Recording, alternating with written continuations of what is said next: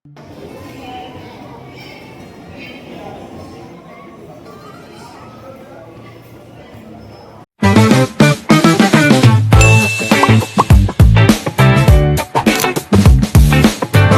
what's up mga ma'am and sir? Isang mapagpalang umaga po sa inyong lahat. Bali maaga nga pala tayo nagising ngayon dahil pupunta tayo ngayon sa Legazpi dahil meron po tayong aasikasuhin. At dito nga pala mga ma'am and sir, nag-aantay na po tayo ng bus na masasakyan papuntang Naga kasi doon tayo magsasakay papuntang Legazpi mga ma'am and sir. Ako nga pala si Jacob, nagsasabing sa buhay, unahin lagi natin ng Diyos sa lahat ng ating gagawin at ikonsulta sa Kanya ang lahat ng plano at balak natin at Siya ang magbibigay ng katagumpayan sa atin. Dito nga pala mga ma'am and sir, bali nakasakay na tayo ng bus. Sa minibus tayo sumakay para mas madali nga pala tayo makarating sa Naga. Bali malapit na nga pala tayo makarating sa Naga. Di nga pala tayo ngayon nagmotor dahil sobrang nakakapagod talaga magmotor. At dito nga pala malapit na tayo sa van terminal. At dito nga bumaba na tayo at papunta na tayo dun sa van terminal kung saan tayo sasakay papuntang Legazpi.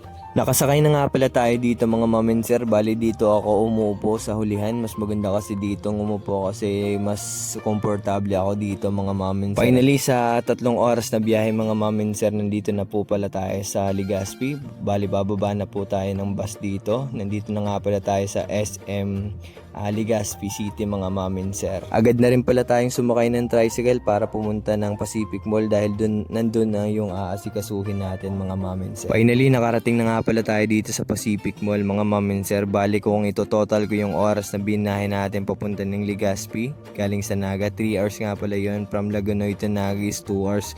Bali nakaka 5 hours na tayong biyahe mga ma'am and sir. At dito nga pala nandito na tayo sa 3rd floor kung saan natin kukunin yung dapat nating kunin dito sa Department of Foreign Affairs. Dito tayo pupunta mga ma'am and sir.